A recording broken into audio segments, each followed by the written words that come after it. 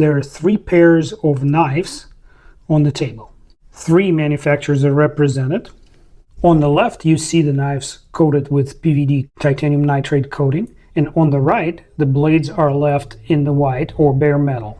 If you're a follower of my channel, you probably can guess why I picked such a lineup of knives, which will become very clear to everyone after I introduce the knives. These 2 knives are made by Ironfly, and in case you don't know, Ironfly is a budget line for Kunwu.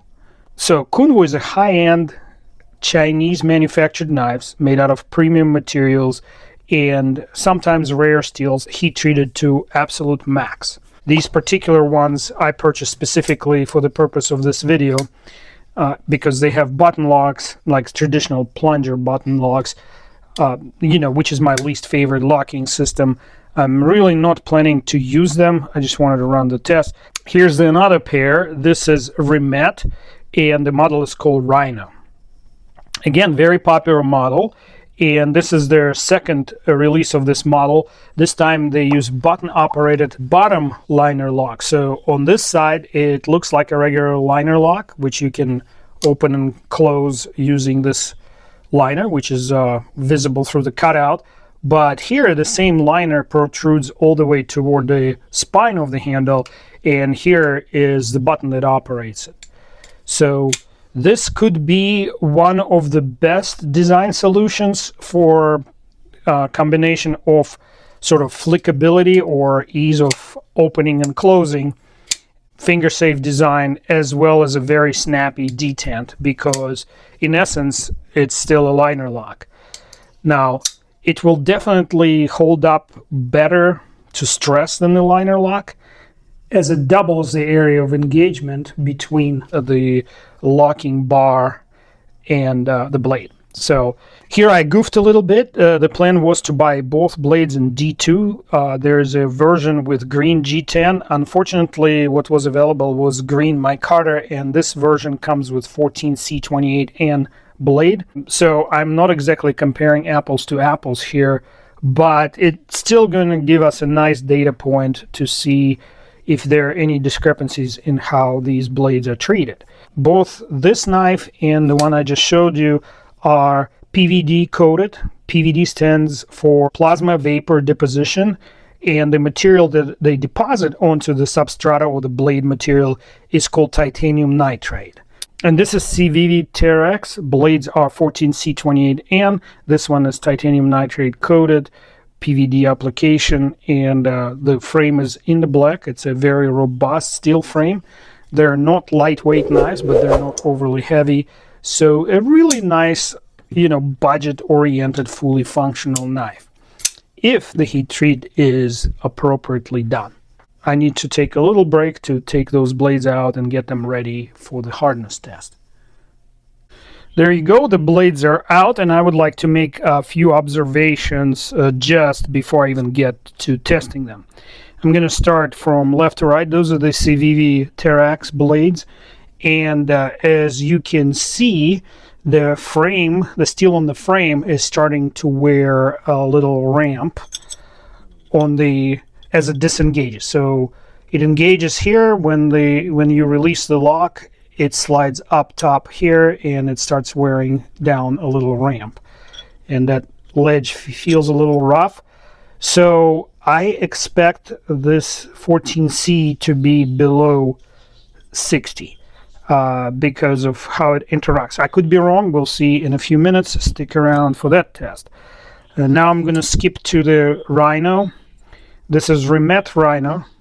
Remette is an OEM that advertises actively and openly that they take orders from anyone to become their OEM for any knife they wish. They have some models that you can just purchase off the shelf, already made, and market with your logos and sell them under any brand you wish. And now, even though this is my least favorite design for a knife lock, the plunger lock, I have to show you that Sergio's designs are pretty robust, very good engagement. There is no chamfering around the engagement with the lock, And I also would like to say that out of the 3 knives, this one has a truly premium bearing. This is a multi-row nylon-bound ceramic ball bearing, which not only gives you more engagement surface, so less potential to rock, but also prevents corrosion much better than if you had something similar to Skiff multi-row bearings. Please pardon me for taking a little detour into the nerdy territory. The bearings we see in knives most frequently are called thrust bearings. And the bearing itself does not assure that your blade runs smoothly. The bearings themselves only run as smooth as the surfaces that they run between allow them. The more parallel to each other those surfaces are, both along the handle and across the handle, if these two surfaces are not parallel, they either open up one way or the other, the bearings will be binding and the blade will not run smoothly. This knife assures parallelity by introducing this pretty long spacer, and it ensures when the screws are torqued, the liners are as parallel to one another as possible. So it is not super critical to have multi-row bearings, but where they do shine, and it's pretty easy to visualize, as you know, you cannot crank the pivot screw all the way to its max torque value because it'll lock in the blade. You will not be able to flip the knife. And the multi-row bearing offers a wider area of engagement between the liners or frame halves and the blade, and therefore stabilizes it a little better, allowing you more adjustability in the pivot. Whew, that was a mouthful, and I'm sorry again for deep diving into all this. So let's get this hardness test going. It's a long one because I'm testing 6 blades. I am crazy. And while I'm running the test, I'll explain why I'm doing it, so you kind of have to watch the whole thing. I will accelerate the footage by 2x, so I don't eat too much of your time. I verify calibration of my Rockwell tester before every test. For that, I use an independently certified, serialized, and rated test block. It's rated to be at 62 HRC. And this segment is long for a reason. I run it uninterrupted, unedited, so that you know there are no behind-the-scenes shenanigans, and what you see is what you get as far as the results go. The calibration test, I call them pokes, comes to 62.1 HRC. I am well within the tolerance for this device. Civivi Terex is tested first, the uncoated blade. I have a question for you guys. If you're watching this video and you are not a subscriber, may I ask you why? Why not? Okay, back to the knives. This knife has nitro-v blade. Ideally, I would like to see it between 59 and 61 HRC. 59.9, that's what we got. To achieve this hardness, this blade would have to have been tempered twice at about 350 Fahrenheit. So the bifurcation here is when the blades got separated and some got sent to be PVD coated, did they take the tempering into account? And I got exactly the same 59.9 on the second poke. I don't know if I'm explaining everything clearly. So you see, if you PVD coat at 350 degrees Fahrenheit for 2 hours, it's the same as adding a tempering cycle. And every time you temper it, you lose about 1 point HRC. And that is why I am dead against coating stainless blades. I'll explain in a second. Meanwhile, the third and final poke for this blade is 59.6. So the average between the 3 pokes was 59.8 HRC. Let's see if the PVD coated blade rises up to the same hardness.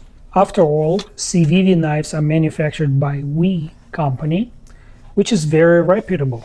And the first poke yields 60.4 HRC. That is good news, but before celebrating, let's measure it a couple more times. If you're rooting for the steel to turn out okay, hit the like button right now. See how tricky I can get? And 60.5 HRC. That is pretty amazing, because for 2 blades from 2 different batches to be within 0.6 HRC from one another, that requires top-notch manufacturing and quality control processes. We got 60.4 on the dial, and the average for the PVD coated blade is 60.4 HRC. Ironfly is next. Both blades, the coated and uncoated, are in 14C28N, and the company advertises 60 to 61 HRC hardness on their website. Let's see. These knives are priced 69 bucks, and that's the minimum advertised price, MAP. And so the first poke is 60.0 HRC, 60 spot on. And that worries me a little bit because Civivi did a good job pre-planning the heat treat versus coating. I'm wondering if Ironfly did the same. Second poke yields 60.2 HRC. So far, so good, very consistent. One more poke here. I might have mentioned that I bought all these knives on Whatnot, and on every single one of them, I was able to save 20% below MRP or even better. It's definitely very satisfying to reduce my video production costs, and I will continue shopping on that app. I am actually thinking about selling part of my collection and doing giveaways on Whatnot, and I am going to drop in referral link, which will enable you to support my channel by letting me snatch that referral bonus. Okay, we got 60 HRC again, and to be honest with you, I'm getting a little nervous because I am wondering if whoever OEM'd the budget Ironflies for Kunwu did as good a job as Civivi. Well, with a fourth poke at 60.5 HRC and an average of 60.2 HRC, we're at the rock bottom of the advertised range. Let me dive into the new weeds. When a manufacturer fabricates a knife, they don't necessarily heat treat the blade in the house. They send them out. And they do the same with the coating process frequently. Give me a second to read the result. Ooh, 58 HRC. That's 2 points below advertised range. 58 for this steel is kind of okay, but nothing to write home about. Anyway, when the company sends a batch of blades to a heat treater, 58.5. Ouch. That heat treating company does not have a clue how the blades will be coated after they are done with them. And so they just meet the agreement, 60 to 61 in this case, and then send the blades back to the OEM. It's 58.1 HRC on the third poke for a 58.1 average. Remat Rhino uncoated blade is next on the anvil. After the OEM gets the blades back from heat treatment, they decide how many they want coated and what kind of coating to apply, and then send those blades to the coating house. The agreement between the OEM and that house sounds like, hey, 200 blades, titanium nitrate, PVD coated. And we got 61.6 HRC on this uncoated 14C28N blade. Back to our discussion. So the coating vendor has no idea how hard these blades are. All they do is follow their established process for coating. 61.5 HRC. For PVD, it is 2 hours at 350 to 450 Fahrenheit. For Cerakote, it is 4 hours at 250 Fahrenheit. So inadvertently, they adding a thermal cycle, which is equivalent to tempering. 61.6 again, which also happens to be the average. And now we are going to put a D2 blade, that is titanium nitrate black washed, on the anvil. D2 is very different from nitro-v and 14C28N we saw up to this point, because D2 is a tool steel designed to cut metal. It is much less susceptible to effects of heat than the stainless steels. Tempering temperatures for D2 start at 450 Fahrenheit. 61.2 on the first poke. So it's not stellar or spectacular for D2, but it's pretty decent. You are probably wondering, where's CBRX going with all this? I'll explain in a second. Ooh, I got a bad poke I have to redo. Probably got too close to an edge. I think this video clearly demonstrates that with proper planning, good hardness can be maintained even after application of a high temperature coating. But what would be the reason for companies to even risk it? 61.5 HRC, still good. Well, in this crazy mix of OEM suppliers, different specialization houses, knife industry is extremely complex. especially Chinese industry. We got 61.4 on the third and final poke, which is also the average for this blade. And the bad one was right on the edge of the bearing recess. All right, the testing is done, so let's talk about the issue at hand.